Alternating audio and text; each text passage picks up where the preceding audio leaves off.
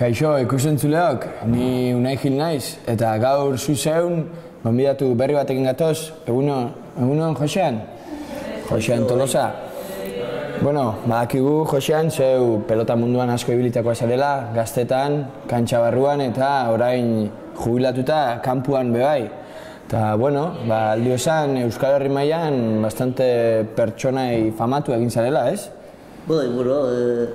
Telebistar hasteko aukera augirin, eta telebistara asiratxo geregitik, nahiko zaura Euskal Herri mailan.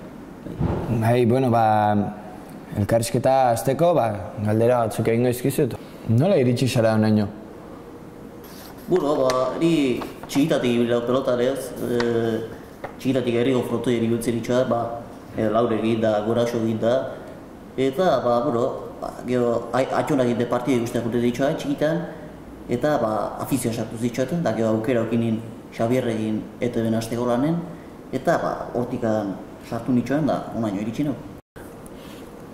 Zer dauka zeu izateko Xabierre euskitzari buruz?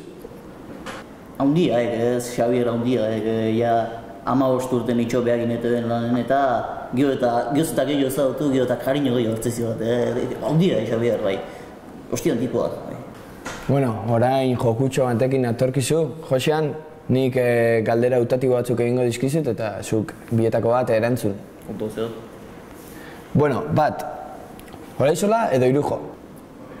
Bia ustez ezkia, baina Olaizola, ni Olaizolatik degatatzen hau. Irujoek mala hostia, Irujo basute zauritu da zela jartzen, frontoien da. Kontrolatin berdi, bestela ez tipa balio. Bi, Hondartza edo Mendia? Biak, ni uste udaran, egualdi horakip Hondartza kutera, jendea asua zela, Hondartza, eta negu Mendiak kutera uste zaiak, nire etxe ondoko prauta eta mendita, bazuzkat mendik eta ari betzera. Hiru, Arraina edo Aragia? Arraina, Aragia. Aragia, ni sarrote irakuten hau, aste ururoia, laur egin, eta hostian txuleta eta gartzetek, txuleta gari eta tita bukatzizkit, ez dita gotatzen da, basurde gari ezkeo, hoi dion, bizkorra da. Lau, Ileoria edo Morena? Hoi galdera. Biak guztaz daizkiak, biak aurretik eta atzetik ondo bat zaudek, biak guztaz daizkiak, Rubiak Morena ibaltziak. Eta azkena, 5, kuleroak edo tangak? Kulero tangak? Tangak ez? Ikusteko tanga bitza, jazteko ez? Jazteko kulerok, nahi hau.